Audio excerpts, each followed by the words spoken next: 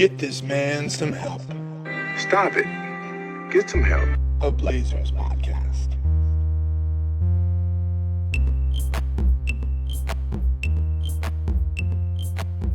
Welcome back to Get This Man Some Help, your weekly-ish dose of basketball from two lifelong Blazer fans, the basketball dads.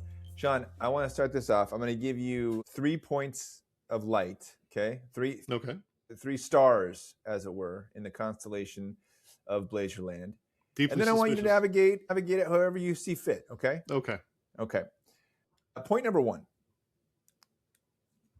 I feel the least amount of stress surrounding the trade deadline and sort of angst about what do we do next than I have in 7-8 years. Than I have since that core of, the LaMarcus, Wesley, Batum, Dame core that, had a puncher's chance. I feel absolutely no anxiety around the trade deadline. We could do nothing and I would be fine. Okay. It's sort of like just this kind of, this serenity that I feel. Okay. That's point number 1. Okay. Point number 2. Do you remember Keldon Blevins? Of course. How could you not? How could you not? Keldon Blevins, God bless him. He sounds like Dilbert's high school nemesis or something, Blevins, or sounds like a process that you might, promote in your running shoe. Like it's been blevened. It's been blevened? Sure. Yeah. Has the manufacturing process been blevened? But you don't see a Keldon Blevins on the roster anymore. And the point is that this is a professionally run basketball team at this point. We're not giving a roster spot. I'm not, and I don't know. I haven't been privileged to the behind the scenes things, but for all intents and purposes, it didn't seem like anybody else in the league thought Keldon Blevins was an NBA player, but he happened to be related to Damian Lillard. And so he found a spot on an NBA team. That is no longer the first Theonis. Sure. Yeah. So there's no longer anybody on our team where you're like, we have the opposite problem where we're wringing our hands, wondering who are we going to convert to a contract? What are we going to do with Caleb Love? All these different things. Okay. That's point of light number 2. Okay. Point of light number 3 is we all know we've sang from the rooftops about Denny Avia, but quietly, and we talked a little bit about last week, but there's this Shaedon thing that's happening right now where we did lose 2 games in a row and we lost to the Wizards, which is, never a great thing. But there's something happening there where he isn't turning off after one miss. He is mixing his, we always used to say about Anthony Simons is that he didn't get into the lane enough for a guy with that athleticism. But you see Shaedon Sharpe mixing up his offense, so it's not just one note. And there's something really happening there in terms of second banana status. So those are my 3 points of light. And I do have like a unifying idea around this, but I wanted to know what you were going to do with this. Okay. So, yeah, I'll handle them in reverse order. Sean doesn't know when he comes online that I'm just going to give him homework every time. So the third point of light is, I think, maybe my brightest point of light. And, you've got some competition at the top for the guy who's going to get those last 2-minute clutch time baskets, which is a good thing because now you've got Denny and Shaedon Sharpe who are both seemingly very comfortable with taking those kind of tough crunch time, give me the ball, let me make something happen shots. There are a couple of shots that Shaedon took didn't go down, but he's not letting that get to him. Like he's a lot more confident, he's a lot more assertive, and it seems like he maybe doesn't really want to take those shots. He's not like a Kobe Bryant who's just like, whatever, the ball's leaving my hands in this possession. You know what I mean? He's not even Caleb Love. He's in terms of his confidence taking the Caleb shot. Love, who I noticed they kept on the bench for extended fourth quarter minutes. Like we try to get a little bit of a better shot. But yeah, he is blossoming. He is turning into. It's one of those things that you can't watch him play and not think, oh, he's going to be good. Like everything he does screams like great basketball player. And then you hear them like at the beginning of the season, all the guys saying, yeah, he came to the training camps and was absolutely killing everyone, just absolutely destroying everyone. And if you can do that in the training camp, the only reason you're not doing it in the game is confidence and comfort, So once he's getting, now he's a little more confident. Sky is the limit. The Blazers are still very bad when Denny's not playing. Very bad. Yeah. Very bad. Yeah. But a lot of that is just because Denny's not the only one who's not playing, right? Like if the games Denny's been out, like Robert Williams has been gone, Chris Murray has been gone. I mean, we're still without Damian Lillard, still without Matisse Thybulle, still without Scoot Henderson. Shaedon Sharpe is an all-star player in the making. I have absolutely no compunction with saying that. Maybe not this year, obviously, but he's going to be a great great player in this league. The second point is it is kind of a troublesome thing because now the Blazers so it's CD and Caleb Love and Javonte Cook are the three two-way players. And I think Javonte Cook, you keep him in the G League, but Caleb Love and CD Sissoko are full-time NBA players, man. There is no disputing that. I think Caleb, we talked about it last week. Caleb Love's probably not going to be in the Rookie of the Year conversation because I just think Cooper Flagg is just that great. But the way he's playing, he's an all-rookie team conversation guy. Like you have to lock him up. Did you see that article? We talked a little bit about that article from when he was in college and he was, Damian Lillard's my hero. Yeah. There's been another article since then talking about how Caleb came into training camp and Damian Lillard nicknamed him top 10 pick, which sort of like, I'm like, is he making fun of, like if somebody was calling me a top 10 pick, I was like, are you kind of like fucking with me? Like what's going on with this? No. But apparently Damian's like, you are a top, you have that talent, and he's really like kind of pumping him up. And yeah, and he's like that this kid's got meme of like Draymond getting in Kevin Durant's face, like trying to hype him up. Like, yeah, that's what Dame's doing. Uncle Dame. Yeah. I mean, he's not wrong, man. Now that he's found he still takes shots that are very, very ill-advised. But yeah, he's a ball player. He's a for real ball player. It's crazy to think he's 24, which makes him older than a lot of the other guys on the roster. Yeah, Caleb Love. But he's But yeah, I mean, the Blazers have some decisions to make, which kind of brings me to your number one point of light. I was very much in your corner, like, okay, whatever they want to do. I actually like the roster. No one's talking about a championship this year anyway. Right. You know what I mean? But they're a lot of fun and they're likable guys. Like, if you've never been to a Blazer game in person, you don't get it on TV. You don't kind of get the energy. But the minute that Robert Williams checks in the game, the house goes nuts. Blazer fans love Robert Williams. Like, he is a crowd favorite, no doubt about it. And Jeremy Grant's playing well, and I think Matisse Thybulle's kind of always there sipping his espresso, looking charming, Yeah. He's a charming fellow. Yeah, tips and he's still in touch with Malcolm Brogdon. Jeremy Grant, like, he's cooled off a little bit because of the injury, but if he's your seventh guy on the bench, off the bench, your team's not in bad shape. You know what I mean? Yeah. Well, here's the problem. Yeah. Here's the problem. And I was going to text you in reverse order. This is why you're a pro. This is why you're a pro. This is it. So I was going to text you yesterday. The news in the NBA was doing this on a Wednesday afternoon. The NBA news is that Giannis is not going to play again for Milwaukee. It's pretty much a certainty that whether he sits the season out, they trade him now, or they wait until the offseason, all signs point to him being done in Milwaukee, which means that the NBA trade market revolves around Giannis, and then everything else is going to be kind of a satellite to that deal. And because he makes so much money and the way that the new bargaining agreements are structured and all that kind of stuff, I mean, to make that move, it almost has to be like a 4 to 5 team trade to make all the money work for everyone. And so I was, I've been talking to my guys, I've been checking up, going to my sources, going out behind the gas stations, where I get my scrounging on the worst places I'm not on the a internet. Social media guy like some of you people. I go get my news the old-fashioned way. For those of you who don't know, Sean is famous for finding the least reputable source, or the most reputable, or the most. Yeah, sometimes they're right. I mean, come on. Okay. I mean, listen, we didn't get LeBron. Okay, that was maybe a little. All right, that's fine. Yeah, Michael Jordan didn't come out of retirement at age 61. Oh, okay. Fool me once. Yeah, all right, that's fine. But generally, pretty solid, pretty reliable. So it turns out the Blazers have really coveted Mikal Bridges from the Knicks. Yeah. The Knicks, on the other hand, really, really, from the rumor mill, would like to get Jrue Holiday in an effort to sort of woo Giannis. Okay? Okay. Giannis wants to play for the Knicks. So there's a little bit of action to go. So I hopped on the old NBA GM machine, and there's a lot of ways that you can make that deal happen.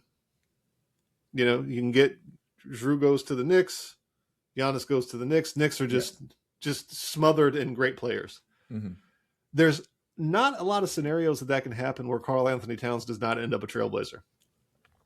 And it killed everything. It absolutely killed everything. Like, the mood was gone. Yeah. Just because I can't root for Karl Anthony Towns. It's like rooting for a toothache. I'm just not going to do that. But he's the greatest shooting big man of all time. No, it's true. It's true. He's a hell of a shooter. What else does he do well?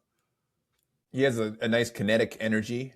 Look like when he gets biggest ham-faced dork in the NBA. Okay. But he's also, he's an absolute doorknob of a person. He's a nice kid, but he tries too hard. Politics. I'm never going to forgive him for knocking CD down and trying to like step over him like he's Allen Iverson, like he's a big goofy Allen Iverson. No, you're not that guy. So remember when Ben Simmons choked him out, like literally made him tap out like he was in a UFC ring? There's a wonderful photo of Ben Simmons like, and Karl Towns like, yeah. That's like the two most unlikable guys at the party arguing about who should have to leave the party because they both misbehaved. Yeah. But Ben Simmons threw him out of the party, so don't worry about it. I got him. Okay, here's the thing. So I told my son about the Mikal Bridges rumors, and his initial reaction was literally two words that every parent knows too well, which is "let's go," but said let's go. Yeah, sure. They all do that, and he was very excited about it. He has a fantasy basketball team, and he knows Mikal Bridges mostly from fantasy basketball, and he's like, this guy's a defensive shooter, and he is all those things, and he had that. The first time they matched up, he had that 3-pointer that won the game for them against us and stuff. So he's a great player. He's 29, so he's younger than Jrue, a little bit. I think it all depends on what you have to give up to go along with it. Well, plus his contract is, all things considered, they're paying him no money. Like, his contract is that true? Crazy. Yeah, I don't think he's one of the top 50 highest paid players in the NBA right now. Yeah, it's very modest for talent. So to go back to my original thing, the 3 points of light, what I was going to get to is we're in the t-shirt weather time of being a Portland Trailblazers fan. We're that day in May where you can wake up and leave the house in a t-shirt, and you come home at night and you're still in a t-shirt, and you haven't had to worry about it all day. It's perfect.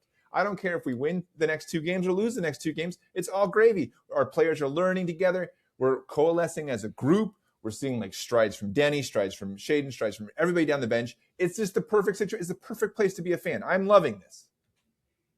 Yeah. So let's not mess it up. Let's just go with it. I agree with all those things. However, the specter of Karl Anthony Towns in a Blazers uniform, I don't know, man. It's not going to happen. There's no way. I mean, the NBA season got to start soon. I need the fire to. I gotta have a little safety net here. Yeah. The other thing that I heard was perhaps Ja Morant interest. You'd love that, The thing about it is a dynamic player. Imagine 2 years ago. It's an infusion into the local economy. He's going to be helping out local businesses. Well, and everybody's happy, Yeah, no, I don't think so. Everybody's excited. That guy. I just can't imagine 2 years ago thinking they're going to have a hard time trading Ja Morant. Ja Morant's going to get traded for probably no first round draft picks. Right. That's how far that guy has fallen. And that is absurd. But he can't, we all know a guy like Ja Morant, nothing but potential, nothing but promise, and just cannot seem to not trip over his own metaphorical shoes. But here's the thing. I do think that we are a professionally run basketball team at this point. Yeah. So I don't think we're going to do anything that's going to be crazy. We're not operating from a scarcity mindset anymore. No. Whereas we used to just be okay, you know what? Robert Covington, 2 first-round picks, let's go. We were maybe that'll solve all our problems. I know people were spending like crazy. Draft picks for Robert Covington, man. But now, we have this. I guess I'm just appreciating the nice things that we have. Yeah. Where I'm not worried they're going to overpay for somebody. And you know what? If we do get Karl Anthony Towns, I imagine it's like, hey, let's rent him for 6 months and then maybe flip him for something else or something. But I think that we're in a good spot, and I just don't know what to do with this feeling.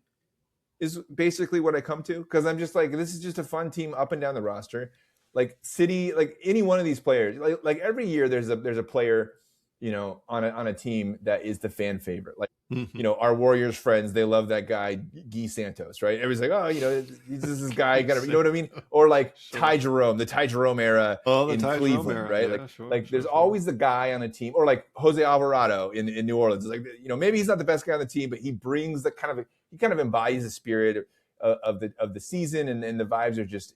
And the Blazers are just like constructed only of these guys. Like, like they're 100% constructed of your favorite, your biggest fan's favorite player. Like, it's just really fun. Yeah, I mean, and it's terrible for content. Well, but the vibes are immaculate. I just like I said, when you go watch a game, the fans love the Blazers. They love them. I mean, just love them in a way that has very little to do with the winning or losing basketball games. Yeah. Just like, just happy you're here, man. Just happy you're here. Okay. The other thing I want to talk to you about is we are unabashed Calabro fans here. Oh, yeah. We love Calabro. I had an interesting experience when we played Boston. It wasn't on TV, right? And so Calabro jumped over to the radio broadcast. Oh, really? He did. And it was very interesting because him and the other guy could not figure out who was going to be the other guy was the lead in terms of the color commentating and stuff, which is normally Calabro's, thing. That's what he does. He's the motor, and Hurd jumps in now and then.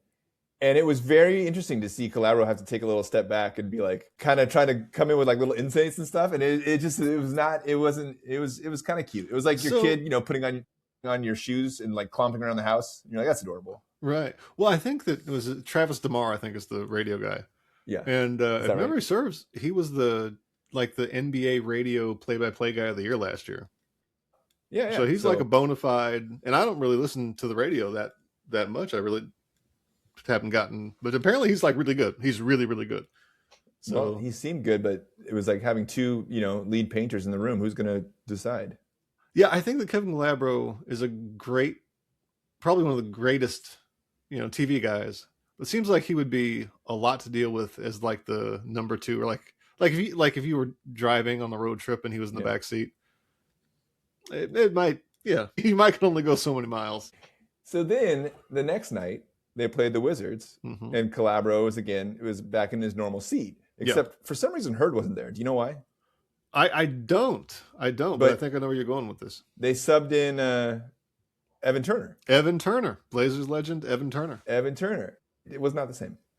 Can I tell you something about Evan Turner? His voice does not match his appearance. Sure. Yeah, he sounds like a villain from some like sci-fi channel show. It's almost like Futurama. Like he sounds like he's a character from Futurama. It does not quite sound like he's a real person. I didn't know who it was until they finally cut at halftime to like the actual people, and I was like, oh. But like it's interesting because you have Hurd usually kind of playing off Calabro, and we've talked about how Hurd has these insane, just detailed insights about footwork and ball movement and the defensive sets and all these different things. And meanwhile, it was like when you had Evan Turner in there, it was almost like you were talking to like a 13-year-old kid in terms of, he was just a big fan. He's like, oh, now you're seeing why Shaedon Sharpe is one of the best closers in the. He say stuff where you're just like, okay, that's a little heated. That's like, you're not. He's just a fan. He's just excited to be there. Those are his friends. Listen, Evan Turner to me, we've talked about this before, where you have players who never quite get into a system that can use them to their best ability. And Evan Turner, he might have been National Player of the Year twice at Oregon or Ohio State. He was the number 2 pick overall. He was a monster in college. Yeah. And he kind of like a LeBron light. He was like a point forward, he was a big guy, you know what I mean? Yeah. But great ball handling, great basketball IQ, kind of like a shorter Ben Simmons almost, except a better scorer, obviously. Um, so he goes to Philadelphia, and like I said, they just never really used him the way they should have used him. And then he went to Indiana, and man, that was brutal. Like Indiana, I mean, it just did not work. And then he came to Portland for 4 years, and it's hard to be a point forward when you've got Damian Lillard, because Damian, especially at that point in Damian's career, his like usage rate was like 112% or some crazy shit like that.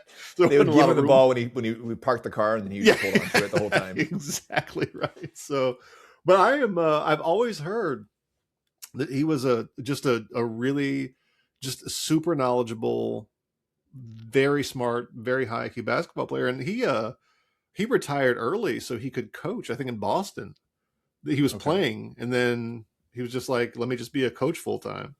And I just heard nothing but great things about. I mean, it was a little weird because it's hard when you make that jump and you're not officially a player anymore, and you really want to still be, a player. But they said he was great, especially like working with like younger guys and like all that kind of stuff. I just assumed he would enter like the coaching, like he would stay with coaching. Right.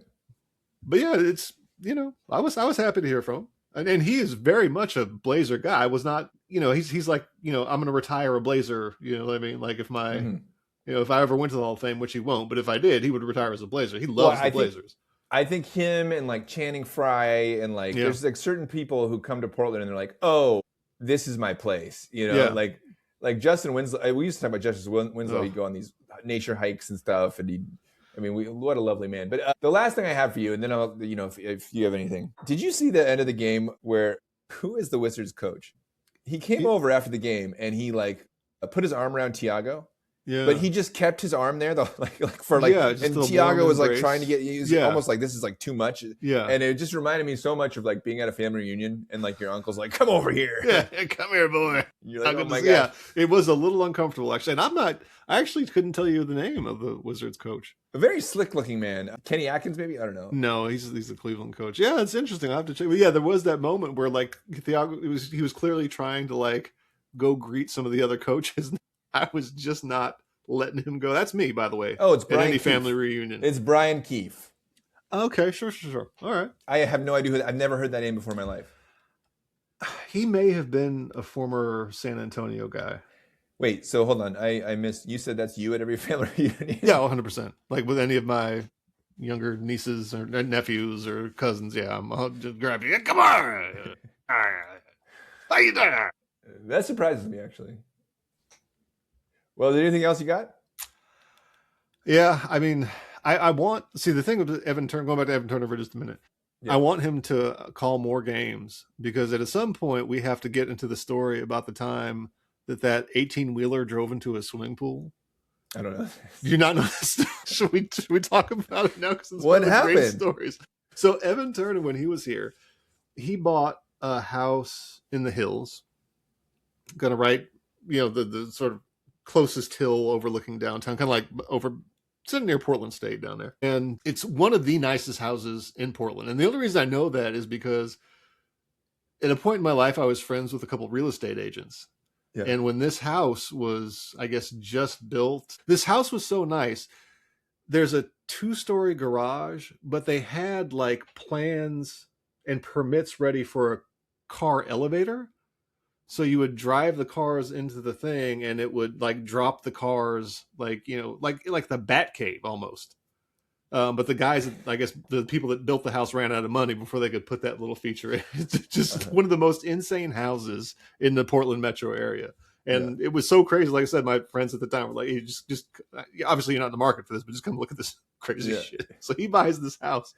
But the way it's set up, it's on the, it's one of these houses on the hill. So the first story is level to the street, and then it just kind of goes further down the hill. It's like built into the side of the hill. Off to one side, there's a swimming pool. So there's this road that kind of goes down, and then there's like a barricade and some trees, but then there's like a 25-foot drop into this like really, really swanky swimming pool area. You know what I mean? So a week before Christmas, this truck that was hauling like 50 tons of like soil or dirt or whatever comes flying down this hill, and the brakes lock up, and the truck goes through the barricades, through the trees, and lands in Evan Turner's swimming pool. And the story he tells, and I think if you Google for like there's a YouTube clip of him on like maybe JJ Redick's show, back when JJ Redick was still doing podcasts or whatever, where he's like, I was sitting there and it was like, I was like a day off, so I wasn't getting up, but I had my cook in the kitchen, but he's like a super excitable, emotional guy, and he starts screaming and yelling, Evan, oh my God. And I'm thinking like maybe the Christmas tree's falling down or something. And I look outside, and it looks like an oil tanker has landed in my swimming pool.